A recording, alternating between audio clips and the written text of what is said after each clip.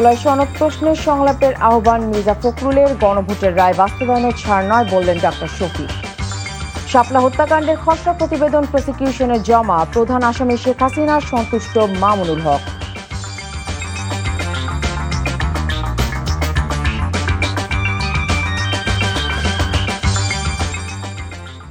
আসসালামু আলাইকুম, নাফিসা তাবাসসুম স্বাগত জানাচ্ছি এনটিভির মধ্যরাতের খবরে। দেখছিলেন আই গ্যাস ইউনাইটেড শিরোনাম, জানাবো পুরো খবর।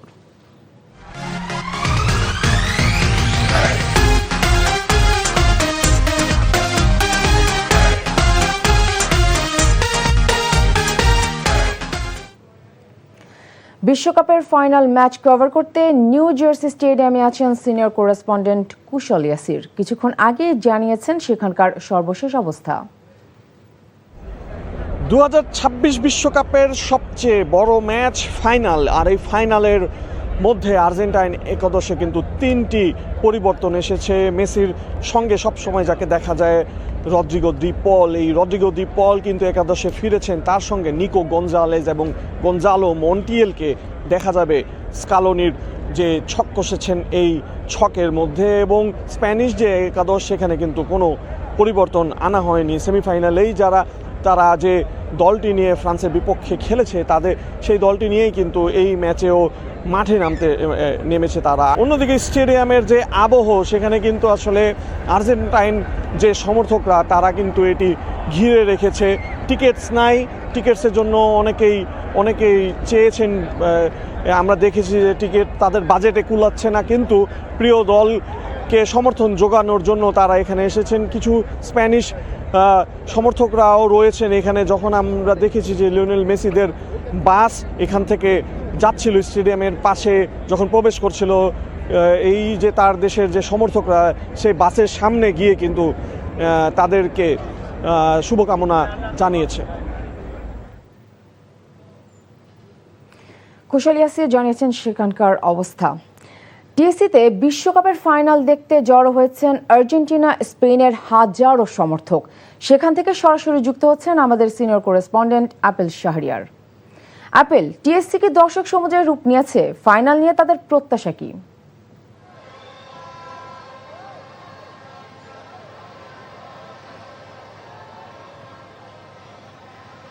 ফুটবল বিশ্বকাপের ফাইনাল ম্যাচ, টান উত্তেজনা। আর্জেন্টিনা নাকি স্পেন, কার ঘরে উঠছে শিরোপা। এবং টিএসসিতে আমি দেখছি হাজারো দর্শক। শুধু যে আর্জেন্টাইন সমর্থকরাই যে রয়েছেন এমনটি নয়, স্পেনের সমর্থক রয়েছে। দুই দলেরই সমর্থকদের সঙ্গে আমি কথা বলেছি। আর্জেন্টিনার প্রত্যাশা করছেন যে আবারও তারা শিরোপা ঘরে নিতে পারবেন, তবে স্পেন বলছে বিষয়টি এত সহজ নয়। কেননা স্পেনের যে টিম, দুর্দান্ত টিম, তারা আশা করছেন স্পেনের ঘরে এবার বিশ্বকাপ উঠছে। তবে দেখেছি যে টিএসসিতে আপনি দেখতে পাচ্ছেন যে বাঁধ ভাঙ্গা উচ্ছ্বাস, এবং টিএসসিতে যে বড় পর্দায় যে খেলা দেখা হচ্ছে, খেলা এর মধ্যে শুরু হয়ে গেছে। তবে এই বড় পর্দার বাইরেও, অর্থাৎ টিএসসির মোড় এবং আশপাশেও হাজারো ফুটবল প্রেমীরা কিন্তু এখানে উপস্থিত হয়েছেন। যদিও বিশ্ববিদ্যালয় কর্তৃপক্ষ শুরু থেকে একটি বিজ্ঞপ্তি দিয়েছিল, অর্থাৎ কেউ যাতে টিএসসিতে আসতে না পারে বহিরাগতদের জন্য, তবে শেষ মুহূর্তে দেখা গেছে যে তারা ব্যারিকেড ভেঙে কিন্তু টিএসসির ভিতরে প্রবেশ করেছে। শুধু যে দেখেছি নানা শ্রেণী পেশার মানুষ, অর্থাৎ অনেকে পরিবার নিয়ে এসেছেন, ছোট্ট বাচ্চা শিশুকে নিয়ে এসেছেন এই ফাইনাল ম্যাচটি উপভোগ করার জন্য। একই সঙ্গে দেখা যাচ্ছে যে যেহেতু প্রত্যাশার কথা বলছেন, দুই দলেই প্রত্যাশা করছেন যে তারা বিশ্বকাপ ঘরে উঠাবে। তবে শেষ মুহূর্তে কার ঘরে যাচ্ছে সেটি কিন্তু অপেক্ষায় রয়েছেন দুই দলের সমর্থকরা। তবে এরই মধ্যে যে আগেও যে আমি সংবাদে বলেছি যে আর্জেন্টাইন সমর্থকরা যারা রয়েছেন তাদের প্রত্যাশার জায়গাটা একটু বেশি। তারা বলছেন তাদের মেসি রয়েছে, মেসির ঘরেই আসলে তারা শিরোপা নিতে চায় এবারই, সে প্রত্যাশা তারা করছেন। জানছিলাম ঢাকার বিশ্বকাপ উন্মাদনার খবর। বিশ্বকাপের প্রায় 1.5 মাসের রোমাঞ্চকর লড়াইয়ের শেষ অধ্যায় আজ। নিউ জার্সি মেটলাইফ স্টেডিয়ামে পর্দা নামছে এক মহাযজ্ঞের। মাঠের লড়াইয়ের পাশাপাশি বিশ্বজুড়ে আগ্রহ তৈরি হয়েছে বর্ণাঢ্য সমাপনী আয়োজন নিয়েও। প্রেসিডেন্ট ডোনাল্ড ট্রাম্পের উপস্থিতির পাশাপাশি মঞ্চ মাতাবেন বিশ্বখ্যাত সঙ্গীত শিল্পীরা। যুক্তরাষ্ট্র থেকে আরো জানাচ্ছেন কুশল ইয়াসির।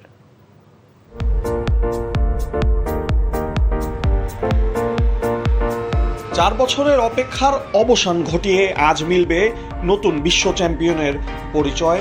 90 মিনিটের লড়াইয়ের পর ট্রফি উঠবে একজন অধিনায়কের হাতে আর পর্দা নামবে 2026 ফিফা বিশ্বকাপের।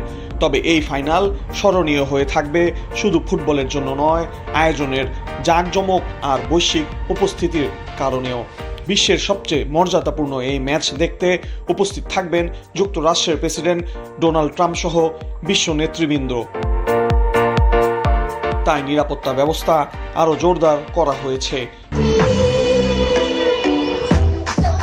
ফাইনালের হাফ টাইম শোতে অংশ নেবেন বিশ্ব সঙ্গীতের জনপ্রিয় 3 তারকা ম্যাডোনা, শাকিরা ও জাস্টিন বিবার। এদিকে ফাইনালের আগের দিন নিউ জার্সিতে দিনভর থেমে থেমে বৃষ্টি হয়েছে।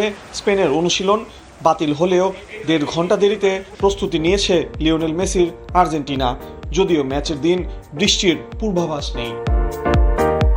80,000-এরও বেশি ধারণ ক্ষমতা সম্পন্ন এই স্টেডিয়াম আয়োজন করবে হাই ভোল্টেজ এক ফাইনাল। পাশাপাশি জমকালো এক অনুষ্ঠানের মাধ্যমে শেষ হবে এবারের ফুটবল বিশ্বকাপ। Kushal Yasir, NTV news, New Jersey stadium, যুক্তরাষ্ট্র। সংবিধান সংশোধন কমিটিতে যোগ দিয়ে জুলাই সনদ বাস্তবায়নের সহযোগিতা করতে বিরোধী দলের প্রতি আহ্বান জানিয়েছেন বিএনপি মহাসচিব ও এলজিআরডি মন্ত্রী মির্জা ফখরুল ইসলাম আলমগীর। আর স্বরাষ্ট্রমন্ত্রী সালাউদ্দিন আহমেদ অভিযোগ করেছেন, সরকারকে ব্যর্থ করার হুমকি দিলেও বিরোধী দল সংবিধান সংশোধন কমিটিতে অংশ নিচ্ছে না। রিপোর্ট করছেন জাহিদ রহমান। জুলাই গণ অভ্যুত্থানে শহীদ সাংবাদিকদের সম্মাননা জানাতে ইঞ্জিনিয়ার্স ইনস্টিটিউশনে এই অনুষ্ঠানের আয়োজন করে সংবাদপত্র সম্পাদকদের নতুন সংগঠন ন্যাশনাল এডিটর্স কাউন্সিল। এতে অংশ নিয়ে শহীদদের আকাঙ্ক্ষায় স্বাক্ষরিত জুলাই সনদ বাস্তবায়নে সরকারের সংকল্পের কথা তুলে ধরেন মির্জা ফখরুল ইসলাম আলমগীর। গণমাধ্যম সহ সব প্রতিষ্ঠানে তোষামোদী বন্ধে বড় ধরনের বিপ্লবের তাগিদ দেন তিনি। সংসদের সুযোগ এসছে, একটা আপনার কমিটিও তৈরি করা হয়েছে। বিরোধী দলের আমার আহ্বান থাকবে যে তারা আসবেন, এই কমিটিতে যোগ দিবেন এবং সংবিধানের যে বিষয়গুলো পরিবর্তন করা দরকার সেই পরিবর্তন করার তারা সহযোগিতা করবেন। এদিকে নির্বাচন কমিশনে যায় বিএনপির একটি প্রতিনিধি দল। সেখানে রুহুল কবির রিজভী বলেন, স্থানীয় সরকার নির্বাচনে প্রার্থীদের উপর দলীয় সমর্থনের বিষয়ে এখনো সিদ্ধান্ত নেয়নি তার দল। পরবর্তীতে এটা জানাবেন, এখন পর্যন্ত এই বিষয়ে কোনো সিদ্ধান্ত হয়নি। এদিকে জাতীয় সংসদের পাশে শহীদ ফারহান ফায়াজ মাঠে আন্তঃবিশ্ববিদ্যালয় টুর্নামেন্টের সমাপনীতে যোগ দিয়ে মির্জা ফখরুল ইসলাম আলমগীর জুলাই 24-এর অর্জন নতুন বাংলাদেশ গঠনে কাজে লাগাতে সবার প্রতি আহ্বান জানান। তরুণদের উদ্দেশ্যে বলতে চাই যে সবাই মাদককে একেবারেই না বলবে, এটাকে সবচেয়ে বেশি না বলা দরকার। আমাদের সমাজকে ধ্বংস করে দিচ্ছে, এর বিরুদ্ধে আমাদেরকে প্রতিরোধ গড়ে তুলতে হবে। জাতীয় প্রেস ক্লাবে গণ অধিকার পরিষদের আলোচনায় অংশ নিয়ে স্বরাষ্ট্রমন্ত্রী বলেন, ৭১-এর চেতনা ব্যবসায়ীদের জনগণ প্রত্যাখ্যান করেছে। জুলাই চেতনা বিক্রি করেও বেশি দিন রাজনীতি চলবে না। সংবিধান সংশোধনী কমিটিতে তো বিরোধী দল আসতে চায়নি, তারা ওয়াক আউট করেছে। আমরা বলেছিলাম আপনাদের যা যা বক্তব্য আছে, যা যা সংশোধনী আপনাদের মতামত আছে এখানে এসে দিবেন, আমরা সমঝোতার ভিত্তিতে রাষ্ট্রের জন্য যেটা করলাম সেটা আমরা গ্রহণ করব। আর জামায়াতে ইসলামের উত্থান বাংলাদেশের স্বাধীনতা ও সার্বভৌমত্বের জন্য হুমকি বলে মন্তব্য করেন গণ অধিকার পরিষদের সভাপতি ও প্রবাসী কল্যাণ প্রতিমন্ত্রী নুরুল হক নূর। সমস্ত জায়গায় ছদ্মনামে। Zahid Rahman, NTV news, Dhaka. এদিকে জুলাই সনদ ও গণভোটের রায় বাস্তবায়নে কোনো ধরনের ছাড় দেওয়া হবে না বলে সরকারকে হুঁশিয়ারি দিয়েছেন বিরোধী দলীয় নেতা ডক্টর শফিকুর রহমান। তিনি বলেন, সংসদে আলোচনার মাধ্যমে জনগণের দাবি পূরণ না হলে রাজপথেই হবে তার চূড়ান্ত ফয়সালা। রোববার বিকেলে ঢাকা বিশ্ববিদ্যালয়ের ছাত্র শিবির আয়োজিত রক্তক্ষয়ী জুলাই প্রদর্শনী পরিদর্শন শেষে ডক্টর শফিকুর রহমান বলেন, নতুন বাংলাদেশ গঠনের লক্ষ্যে জনগণ যে রায় দিয়েছে তা বাস্তবায়নে এক বিন্দুও ছাড় দেওয়া হবে না। এ সময় তিনি বলেন, দেশের বিশ্ববিদ্যালয়গুলোতে আর গণরুমের সংস্কৃতি ফিরতে দেওয়া হবে না। জনগণকে অপমান করার সুযোগ কাউকে দেওয়া হবে না। 70% মানুষ যেখানে রায় দিয়েছে, এই রায় অবশ্যই আল্লাহর মেহেরবানিতে বাস্তবায়ন হবে। আমরা লড়াই করব সংসদের ভিতরে, আমরা লড়াই করব রাজপথে।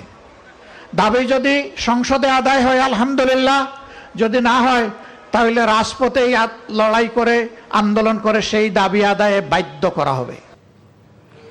শেখ হাসিনা বিচারের মুখোমুখি হতে চায়নি বলেই ভারতে পালিয়ে গেছে, তাই সে আর ফিরে আসবে না।